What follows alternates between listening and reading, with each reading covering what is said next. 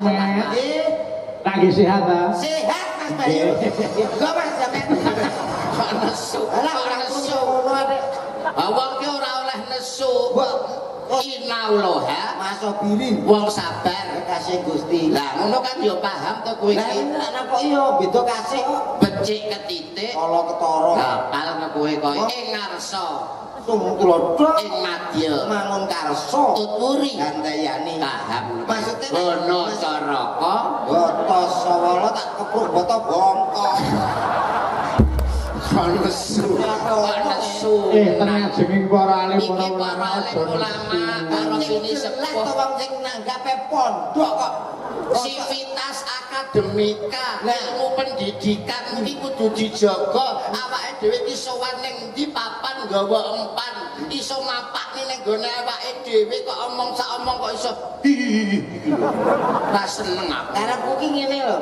piye nek arep omong dikai kesempatan di Mas Nggih karepe pripun? Karepe pripun? Nek Pak Yudo ditangkleti kathah, kula nggih ditangkleti kathah. Oh, ngaten. Lah terima kok sehat. Lah nek ora sehat mosok tekan kene. Ya sekarang nek iki sotipip sehat. Positif. kok sotipip Oh, alah dadi sing kutakon kurang akeh. Nggih lho. Oh, nggih. Enten Cak Komet. Nggih. Panjenengan kula rawuh saking dalem pundi daleme? Nek Bojonegoro. Cobi Bojonegoro dugi Ponorogo medale pundi mawon Mas sebutke, wis. nggih kathah nih Bojonegoro ngidul Ngawi. Nggih, terus Ngawi kula terus Mospati terus teng mriku setengah jam. Terus Mospati niku gorang gareng terus iki sing guyu di sopir-sopir. piye ta, piye ta? tapi iki lho kok gak jelas Jare njaluk ditakoni sing dawa. Jenengane termasuk akhirnya berbobot ngoten lho. Mas dadi oh nyuwun pertanyaan sing berbobot Mas Oh, alah, nggih. Mas Komet kaya pernah saking pundi panjenengan Saking- awakmu kan sebagai orang tua kaya anggur ya, orang tua. karepe ku wong tua sing wis duwe keluarga wis duwe keturunan anak Ya. nek pengen mondokke putrane golek pondok sing berkualitas golek pondok sing bener-bener hebat didelok saka bagaimana pondok itu ning gone pondok Gontor supaya anake dadi anak sing cerdas anak sing pinter ngono lho duwe anak ki didongakne anake pinter Di sekolahke di pondoke teng mriki. Nah. Nek reguler niku wis saka kelas 7 nganti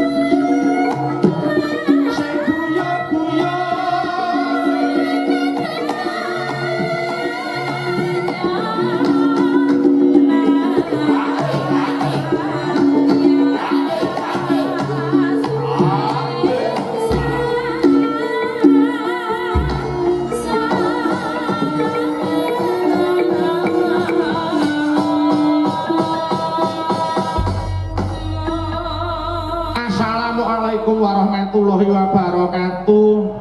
Waalaikumsalam warahmatullahi wabarakatuh. Nduk, anakku sing tansah mituhu, ana dawuh apa yung sampeyan nimbali anakmu aku. Unjuk syukur ngersane Gusti kang nyipta jagat ya nggih, dene wis paring pirang-pirang kanikmatan. Wujude nikmat sehat, nikmat sempat, nikmat iman satemah bisa tetunggalan. Mapan ana lapangan hijau pondok modern Darussalam Gontor kampus pusat ana ing Desa Gontor Kecamatan Larak Kabupaten Ponorogo nggih. Alhamdulillah yo awake dhewe sak kanca bisa silaturahim kelawan para punden sing lenggah ana pondok modern Darussalam Gontor. Nduk dawuh sadurunge aku matur sing akeh-akeh kula nyuwun tulung dhateng para penonton tepuk tangan untuk pondok Gontor nggih. Alhamdulillah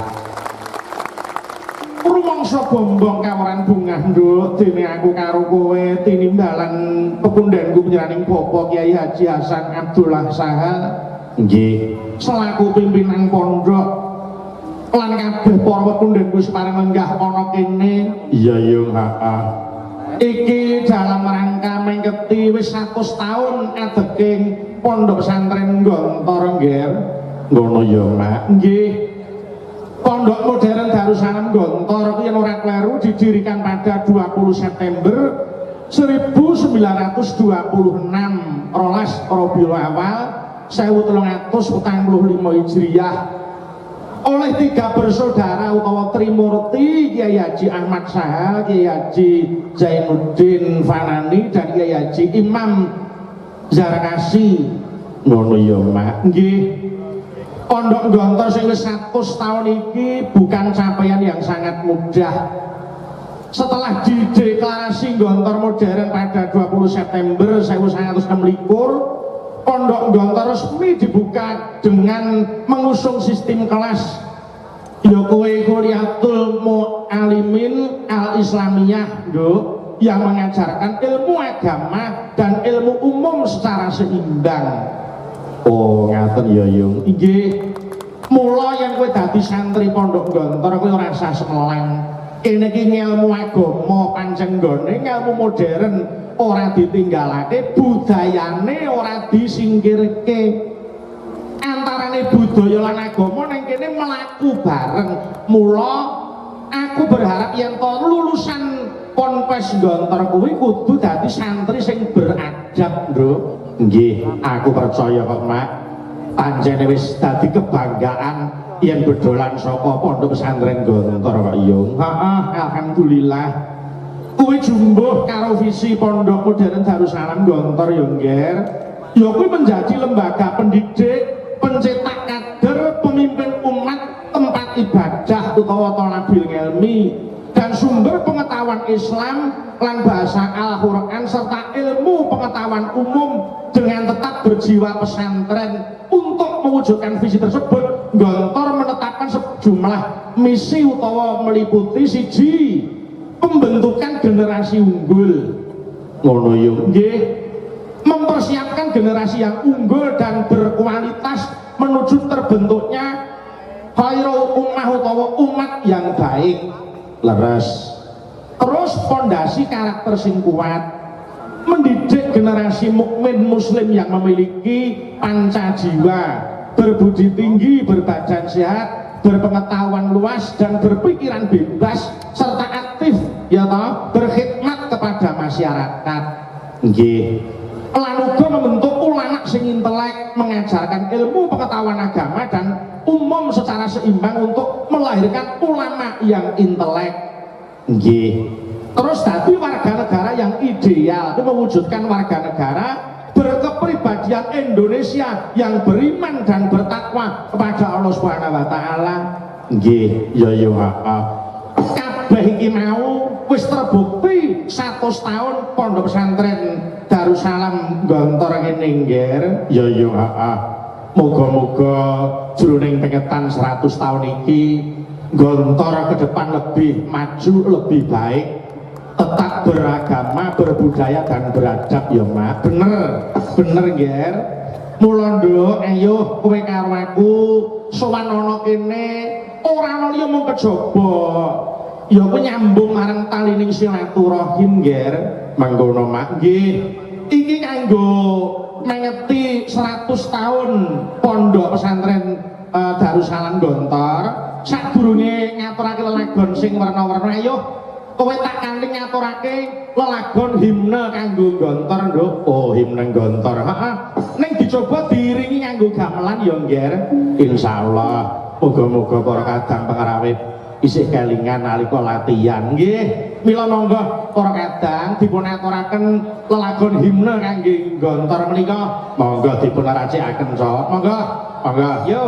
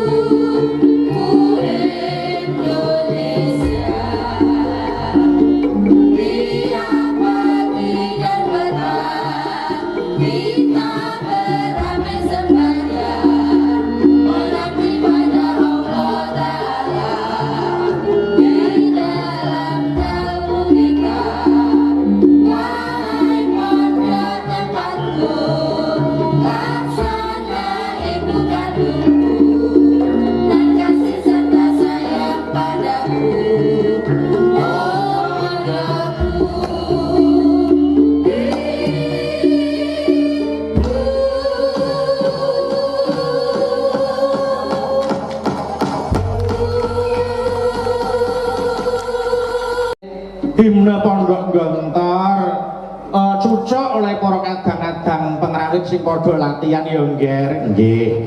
Gandeng wis do apal sesuk tak kei jarik siji-siji. Nggih. Amin. Nek ya bayar ora kok terus. Malah bayar. Nduk, dawuh. Kowe kudu ngerti, Nduk. Moto Pondok Gontor, pendidikan Pondok Modern Darussalam mempunyai moto ya kuwi menekankan kepada pembentukan pribadi yang mukmin, muslim dan berbudi tinggi, berbadan sehat, berpengetahuan luas dan berpikiran bebas.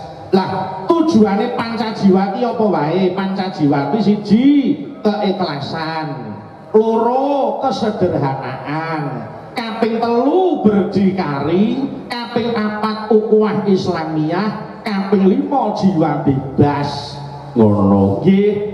Lan uga mempunyai pancajangka, Nduk. Pancajangka ki apa? Pendidikan dan pengajaran, ya toh. Terus kaderisasi, terus pergedungan, pengadaan sumber dana lan kesejahteraan keluarga pondok, nggih. Nggih. Aku percaya kok, Mak, dengan kekompakan para warga, para punden sing mapan ana Pondok Gontor, aku yakin akan selangkah lebih maju dan terus kuncara anjayeng bawana. Allahumma amin.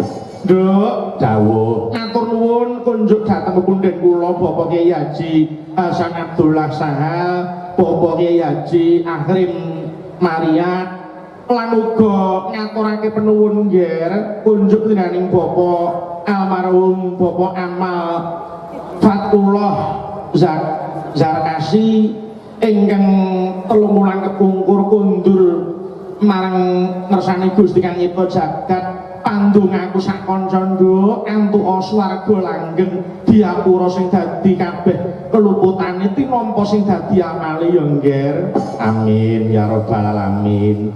Mula ayo nduk daneng iki ujube tirakatan lan uga elek-elekan merga simbah-simbah biyen paring dawuh wong Jawa kuwi laku sing ampuh siji melek loro sabar.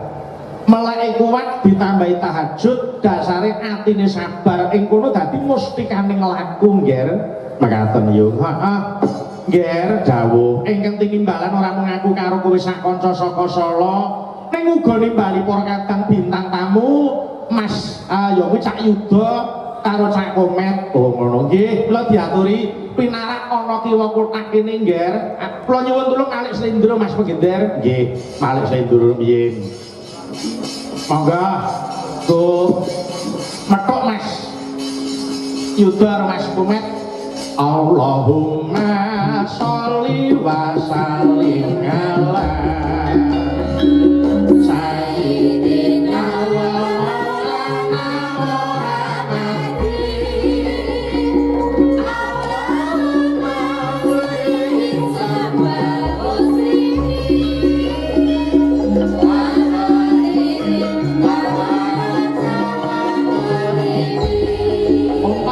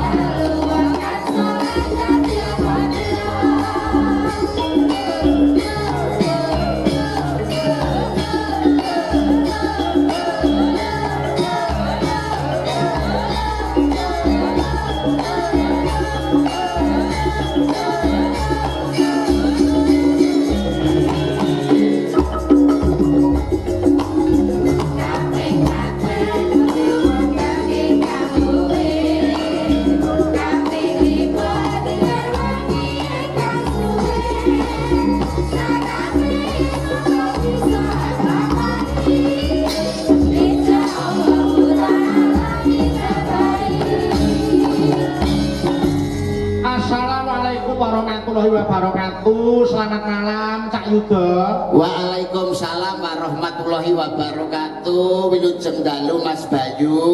Alhamdulillah Cak Yuda kula panjenengan saged sowan mriki nyambung tali silaturahim nggih Cak Yuda. Saestu alhamdulillah wa syukurillah ngagungaken asmanipun Gusti Allah. Dene dalu punika panjenengan lan kula saged sowan wonten pondok pesantren Gontor ingkang hebat luar biasa dalam rangka 1 abad pondok pesantren Gontor. Hebat, hebat Mas.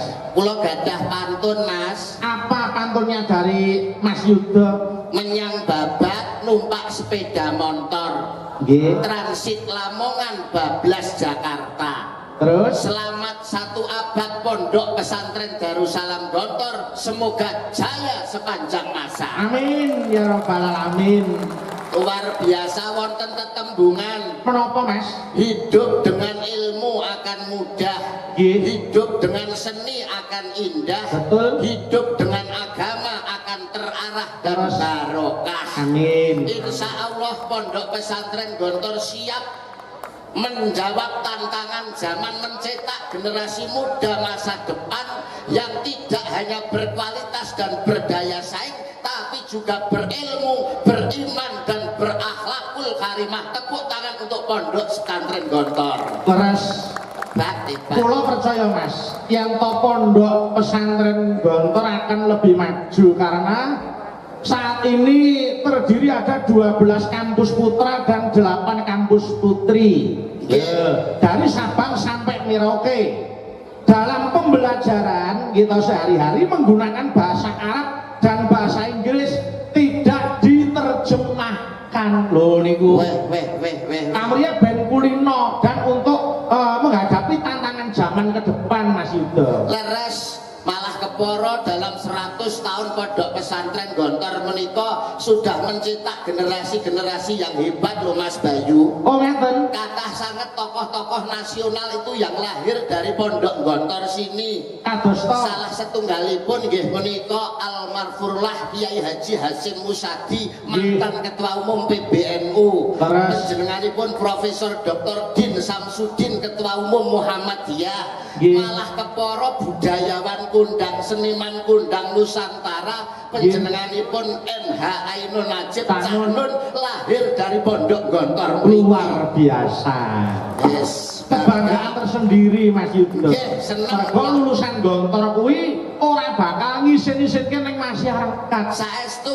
Lho, ngaten kepara bisa dadi patuladan yen cah nom-noman ya dadi bocah nom sing kena kanggo contoh nom-noman liyane sing di luar pondok. Leres. Lho niku Ilanipun pondok pesantren Gontor menika saestu hebat luar biasa, malah kepara dalu punika kula panjenengan nyektosipun namung ngalap berkah to Mas Bayu. betul Ngalap Mas. berkah dumateng sedaya para alim ulama, para kiai, ugi takdim lan sungkem kula dumateng para kiai alim ulama, para pengasuh pondok, para ustad-ustadzah, santri sedayanipun. Mugi-mugi barokah gesang panjenengan lan kula. Amin, amin, amin.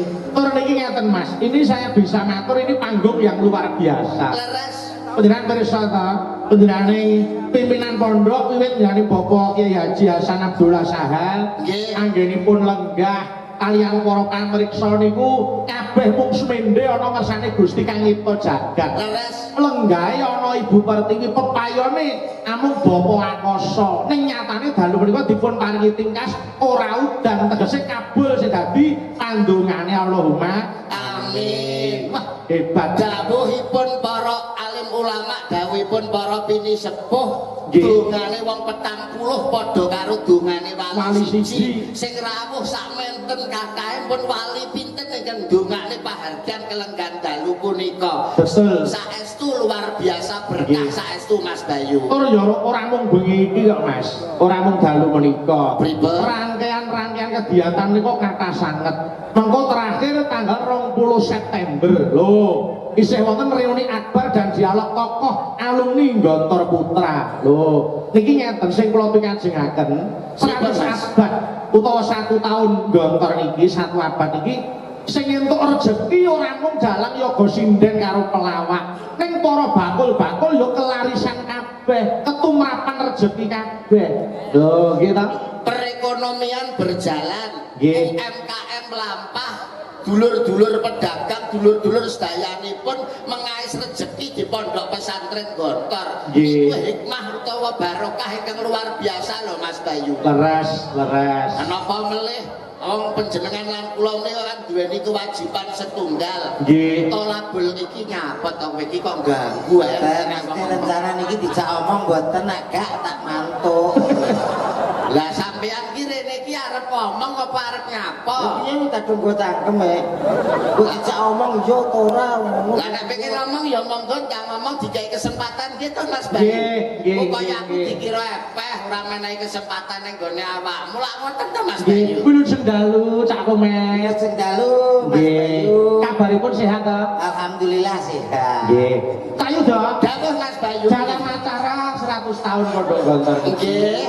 Para panitia pun ngerancang acara yang luar biasa. Saiyek saeko proyo Mas. Semangat. Kekompakan kelihatan. Nggih kompak saestu semangat saestu napa melih menyambut panjenengan saha rombongan kanca-kanca abdi digelar daharan sakmonten kathahipun. Niku berkah kangge kula. Wah, Cak Komet. nggih. Nggih. Ah, derek remen Mas Bayu. Dumugi mriki rak nggih wilujeng ta? Wilujeng. Nggih. Alhamdulillah. Kayu dok. Dawuh Mas Bayu. Dimulai tanggal 31 Mei Nggih. 2 sampai 28 Juni. Leres. Niku wonten Super Kopas 100 tahun Gontor. Nggih. Terus tanggal 6 Juni wayang kulit. Nggih. 8 Juni tablik akbar. Ding beng. Oh. Nggih. 20 tekan 22 Juni Forbes National Economic Summit and Expo 2026. Nggih. 20 sampai 21 Juni Sarasean Kiai Pesantren Nasional. Oh niku oke banget niku. Wah. Padat ning tidak mengurangi rasa hormat ning nyatane sedaya para tamu lenggah mirsani pagelaran wayang kanthi nikmat tur ya memperhatikan pagelaran dalu punika. Leres tak Komet. Nggih. Lagi sehat ta? Sehat Mas Bayu. Kok Mas sampean. Kok nesu? Alah Kok ora nesu? ngono ade. Wong ki ora oleh nesu. Innallaha Masobirin. wong sabar. Kasih Gusti. Lah ngono kan ya paham to kowe Lah iki. anak kok iya beda kasih kok. Becik ketitik. Kala ketara. Kapal ke kowe kowe ing ngarsa, Sung klodhok. ing madya, Mangun karso. tuturi. Gandayani. Paham. Maksudnya Gono caraka. Boto sawala tak kepruk boto bongkok. Kok nesu. Kok nesu. Tenang jenging para alim Iki para alim ulama karo sini Jelas sepuh. to wong sing nanggape pondok kok. Sivitas akademika, ilmu pendidikan iki kudu dijaga. Awake dhewe iki sowan ning ndi papan nggawa empan, iso mapak ning nggone awake dhewe kok omong sak omong kok iso. Ra seneng aku. Karepku ki ngene lho. Piye nek arep omong dikai kesempatan yo Mas. Nggih karepe pripun? Karepe pripun? Nek Pak Yugo ditangkreti kathah, kula nggih ditangkreti kathah. Oh ngaten. Terima kok sehat. Lah nek ora sehat mosok tekan kene. Wis sekarang nek iki sotipip sehat. Positif. Positif kok sotipan. Oh alah dadi sing kutakon kurang oke. Nggih lho. Oh nggih. Enten Cak Komet. Nggih. Pendengar kula rawuh saking dalem pundi daleme? Nek Bojonegoro. Cobi Bojonegoro dugi Ponorogo medale pundi mawon Mas sebutke wis. Nggih. Kathah nih. Bojonegoro ngidul Ngawi. Nggih, terus Ngawi kula terus Mospati terus teng mriku setengah jam. Terus Mospati niku Gorang Gareng terus iki sing guyu di sopir-sopir. piye ta piye ta? Tapi kira kok gak jelas. Jare njaluk ditakoni sing dawa. Jenengane termasuk ate-ate berbobot ngoten lho. Mas dadi Oh nyuwun pertanyaan sing berbobot Mas. Oh alah, nggih nggih. Mas Komet, kaya kernas saking pundi panjenengan? saking Bojonegoro. Wah, lewat Magetan kalau wau. Nggih. Kertas Gunung Lawu. Oh ngertas? Bobote Gunung Lawu piro, Mas? Ya terus ana Berbobot lho ki pertanyaanku. yang sewu. Mriki wonten timbangan gunung. Berbobot tak terus bobote gunung. Lah ngewohke to Mas nggih ta? Aku ki repot. Jenengan kalih kula kedah pripun nek ngaten? Ngeten iki lho. Berarti termasuk sampean-sampean ki menyepelekan apa yang sampean lihat. Lho kok iki nek ditakoki akeh-akeh terus gak iso jawab ngono. Ning pondok pesantren Gontor ki tak buktekno Mas. Nek sampean karo aku panggah dicek kerja aku. Lho kok modelmu kok mlete terus sombong ki. Lah kene takoki sehat Mas Komet. Lah kene duwe aku gur sehat tok iki. Hajar. Mbok yo sing dawa sing penak omong-omongan takoki kok perjalanan lewat endi ae. Aku internet kok pelawak jane. Boten aja Mas. Ya wis nek pancen panjenengan gen lega ya monggo. Atur salam dhisik. Atur salam. Ayo kate pekaten. Salam ki sunah sing ngucapke. Nggih. Ning wajib kanggo sing jawab. Ayo no. Ana salam sing gak wajib dijawab. Napa? Salam imam karo makmum pas takiyat akhir. Assalamualaikum, masuk makmum. Waalaikumsalam. Ayo bro, selfie. Lah ya aku tau tak jawab video nih. Kabeh iki ana trap-trapane. Ana trap-trapane. Lah, kula kan kepinggire sing arep dhewe kae. Lek burine pas arep dhewe imam.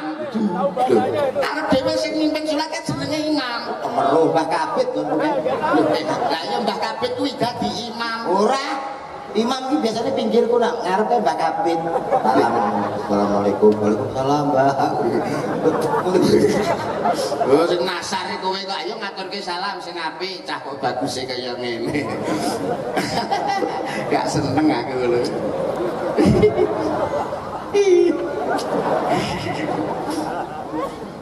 Assalamualaikum warahmatullahi wabarakatuh.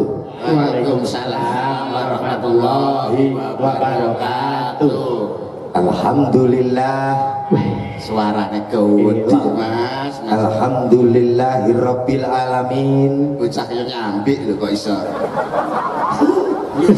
Terus guyu ki wis dirungokne tenanan kok. Lah yo aku ora ganggu lho Ki. Ganteng-ganteng kok keloknya nyambik. Bismillah. Alhamdulillah. Alhamdulillahirabbil alamin. Sholatu wassalamu alaikum warahmatullahi wabarakatuh. Waalaikumsalam warahmatullahi wabarakatuh. Alhamdulillah. Alhamdulillahirabbil alamin. Sholatu wassalamu alaikum warahmatullahi wabarakatuh. Waalaikumsalam warahmatullahi wabarakatuh. Sewu Bapak Ibu niki teng pondok ampun sengengesan nggih. Jadi dijawab salam kula. Assalamualaikum warahmatullahi wabarakatuh. Waalaikumsalam warahmatullahi wabarakatuh. Alhamdulillah. Alhamdulillahirabbil alamin. Sholatu wassalamu alaikum Mas. Iki lho. Sampeyan arep mukadimah ta? Nggih. Iki ora mukadimah lho. Lah napa? Iki mukok-mukok jenenge.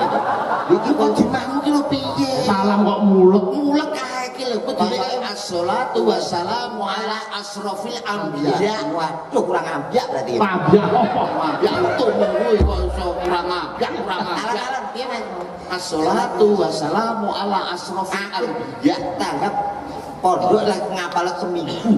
Nah, mulane kudu hati-hati. Assalatu wassalam Ala.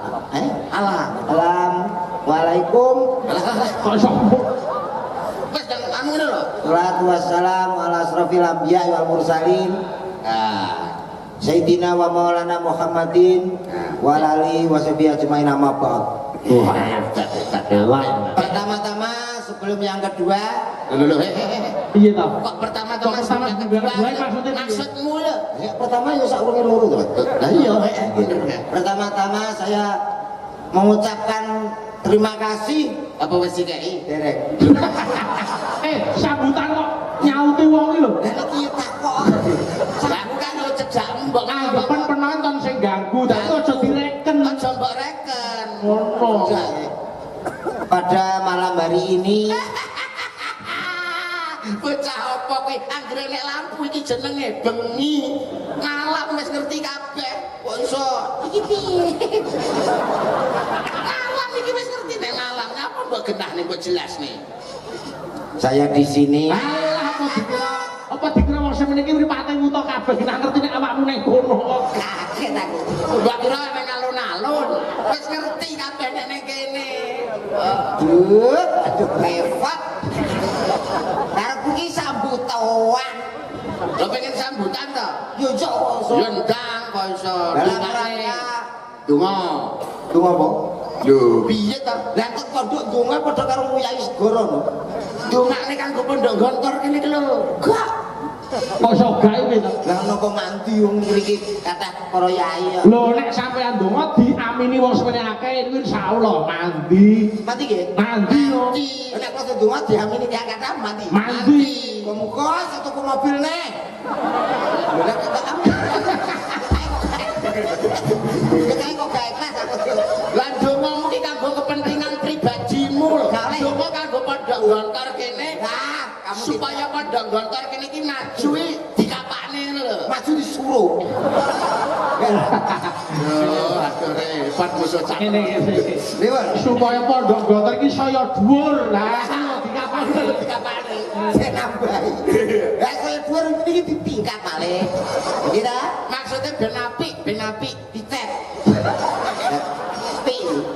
Teneten lho, jauh ngomongan gak nyambung lho Mas. Nyambung lho, Mas. Nyambungmu ki lho ganti. Paling ora ya awakmu kan sebagai orang tua. Kok ya anggur orang tua. Karepe ki wong tua sing wis duwe keluarga, wis duwe keturunan anak. Ya. Nek pengen mondokke putrane, golek pondok sing berkualitas, golek pondok sing bener-bener hebat didelok saka bagaimana pondok itu ning gone pondok gontor supaya anake dadi anak sing cerdas, anak sing pinter. Ngono lho, duwe anak ki didongakne anake pinter. Di sekolahke dipondoki teng mriki. Nah. Nek reguler niku wis saka kelas 7 nganti kelas 12. Nek intensif saka kuwi mung 4 tahun ana pondok ditempuh 4 tahun. Oh, ngono. Sampeyan nek gak ada putra ta, Mas? Ya duwe ta? Pinter. Papat. Wah, sekolah nang kabeh. Ya sekolahne kabeh. Pinter-pinter lho. Ya pinter ta wong dongane wong tuwa ki supaya anake pinter.